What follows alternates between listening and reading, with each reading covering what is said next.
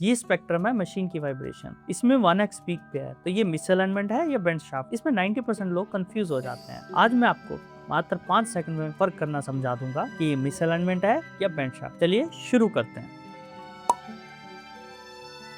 एक मोटर है, एक पंप है, दोनों एक दूसरे से जुड़े हुए हैं। आइडियल कंडीशन, दोनों एक ही स्ट्रेट लाइन में है। जो उनका कपलिंग है दोनों शाफ्ट को परफेक्टली मैच कर रहा है। इसको हम बोलते हैं परफेक्ट अलाइनमेंट, लेकिन रियल लाइफ में ऐसे नहीं होता।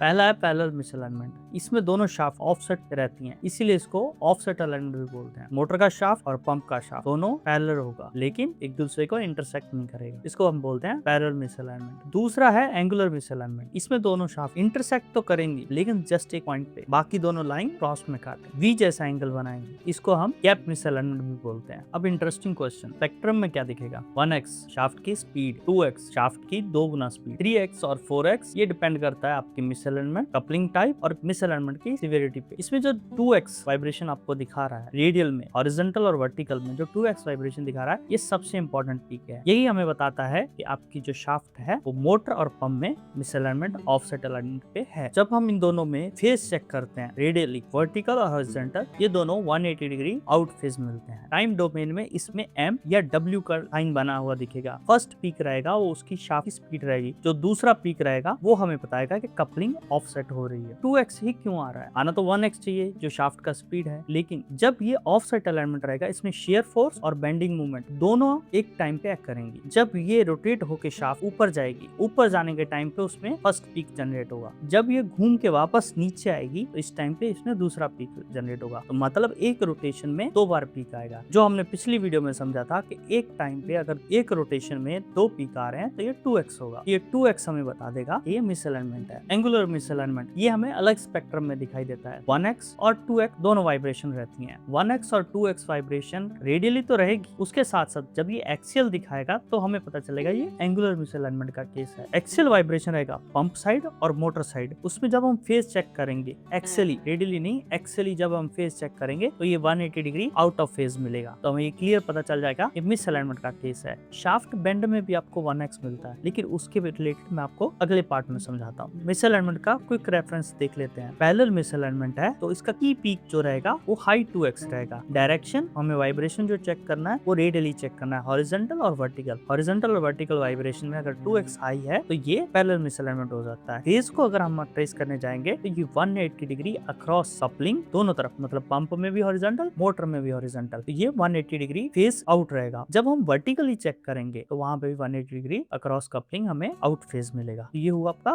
Parallel misalignment. एंगुलर मिसअलाइनमेंट में हाई 1x दिखाई देगा। ये आपको एक्सियल डायरेक्शन में दिखाई देगा, मतलब पंप में भी और मोटर में भी। जब हम एक्सियल वाइब्रेशन चेक करेंगे, अगर ये 1x आ रहा है, फेज जब हम अक्रॉस कपलिंग चेक करेंगे 180 डिग्री पे हमें आउट ऑफ फेज दिखेगा। एंगुलर मिसअलाइनमेंट में 180 डिग्री पे out of phase axially out दिखाने का कारण ये है, जब शाफ्ट आपकी घूम रही है, अगर ये दोनों एक्सियली मिसअलाइंड है, जब ये शाफ्ट घूम रही है तो एक टाइम पे ये इस एंड को पुश कर रही है, दूसरे टाइम पे इस एंड को पुश कर रही है, इसीलिए ये दोनों एक्सियली आउट ऑफ फेज दिखेंगी आपको, ना कि रेडियली। 1x अगर एक्सियल वाइब्रेशन आ रहा है तो वो 180 डिग्री आउट ऑफ फेज है। एंगुलर मिसअलाइनमेंट का केस है। पहला है पुअर इंस्टॉलेशन। जब पंप और मोटर को लगाया गया तो उनका इंस्टॉलेशन सही से नहीं किया गया, इस वजह से उसमें मिसअलाइनमेंट दिख रहा है। दूसरा केस है थर्मल ग्रोथ से। Machine with thermal expansion expand करती है, दोनों पंप और मोटर आउट ऑफ अलाइनमेंट हो जाते हैं, जिसमें हमें मिसअलाइनमेंट देखने को मिलता है। तीसरा है पाइप स्टेन। तो पाइप स्टेन की वजह से लिटरली के पाइप ने उसको पंप या मोटर को खींच लिया। अब इसमें आप बोलोगे कि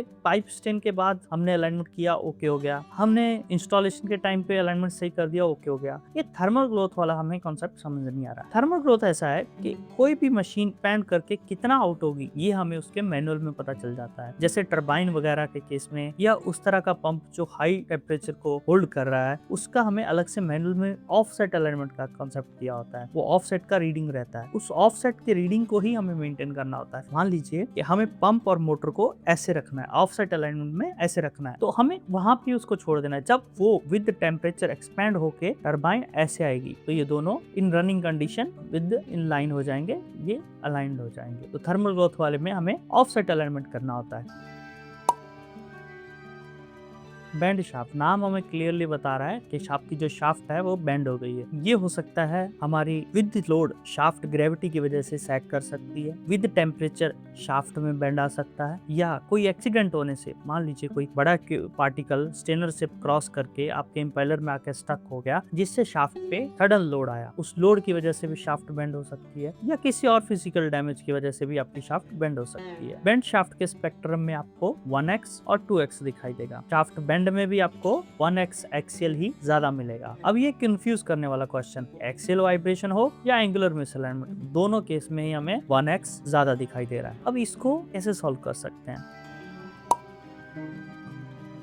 ये दोनों 1x वाइब्रेशन पे ऑलमोस्ट आइडेंटिकल हैं, 180 डिग्री आउट ऑफ फेज और 1x वाइब्रेशन, ये हमें दोनों में ही दिखाई देता है। फर्क कैसे करें? इसको डिफरेंशिएट करने के मेन 3 स्टेप हैं। पहले स्टेप में हम इक्विपमेंट के एक्सियल डायरेक्शन पे वाइब्रेशन चेक करेंगे। मिसाल के तौर पे पंप का ड्राइव एंड और पंप का नॉन ड्राइव एंड, हम दोनों में एक्सियल फेज चेक करेंगे। अगर ये phase 180 degree out of phase आ रहा है तो ये पॉइंट हमें बताता है इसमें एंगुलर और बेंड शाफ्ट दोनों ही हो सकते हैं। ये बताता है कि कुछ तो गड़बड़ है, लेकिन क्या गड़बड़ है ये हमें नहीं बताता, वो हमें अगला स्टेप बताए। दूसरे स्टेप में पंप के ड्राइव एंड और मोटर के ड्राइव एंड दोनों में एक्सियल फेज चेक करेंगे। पहले स्टेप में हमने किया था पंप के ड्राइव एंड पे और पंप के नॉन ड्राइव एंड पे। अभी हमने पंप का ड्राइव एंड और मोटर का ड्राइव एंड, मतलब अक्रॉस द कपलिंग, हमने फेज चेक किया। जब हम ये फेज चेक करेंगे, अगर ये भी 180 degree across coupling out of phase आया तो ये मिसअलाइनमेंट है। ये हमें केस बताता है आपका शाफ्ट बेंड है या मिसअलाइंड है। हमें यहाँ पे पता चल जाता है कि आपकी कपलिंग में प्रॉब्लम है। अब इसके बाद तीसरा स्टेप भी जरूरी है। वो क्यों जरूरी है वो मैं आपको एक रियल वर्ल्ड एग्जांपल की मदद से समझाऊंगा। जो तीसरा स्टेप है ये हमें क्लियर कर देता है ये शाफ्ट बेंड का केस है या एंगुलर मिसअलाइनमेंट का। इसमें हमें रेडियली फेज चेक करना है पंप के चारों ओर, पंप ड्राइव एंड और पंप नॉन ड्राइव एंड में चारों डायरेक्शन में, राइट लेफ्ट टॉप बॉटम चारों डायरेक्शन में आप फेज चेक करो। हॉरिजॉन्टल लगाओ, फेज चेक किया, वर्टिकल लगाओ, फेज चेक किया, उस तरफ से हॉरिजॉन्टल लगाओ, फेज चेक किया, बॉटम से लगाओ, फेज चेक किया। ये आपको चारों के चारों इन फेज मिलेंगे। अगर ये चारों इन फेज है तो आपकी कंफर्म है कि शाफ्ट बेंड है। एक बार मेरे को गुजरात केमिकल प्लांट से मेरे एक दोस्त का कॉल आया, उनकी वाइब्रेशन की प्रॉब्लम सॉल्व ही नहीं हो रही थी। तो उन्होंने मेरे को कॉल किया कि पाजी हम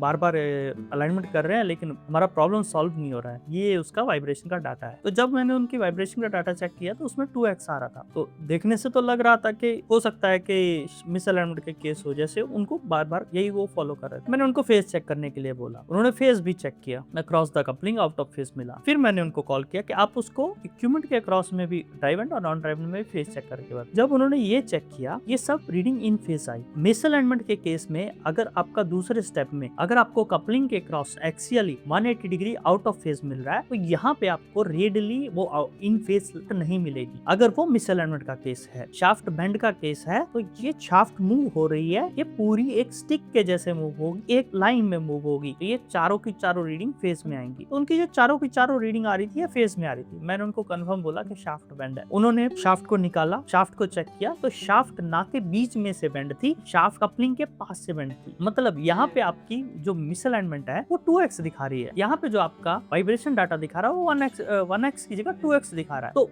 बेंड शाफ्ट के अंदर ना होकर के कपलिंग के पास था। मतलब अगर ये बेंड कपलिंग के पास है तो हो सकता है आपको 2x वाइब्रेशन भी दिखे। तो यहाँ पे उनको अलाइनमेंट करने से कोई फायदा नहीं था, असल में शाफ्ट चेंज करनी थी। इक्विपमेंट को फेज ने बचाया, इसीलिए फेज चेक करना बहुत जरूरी है।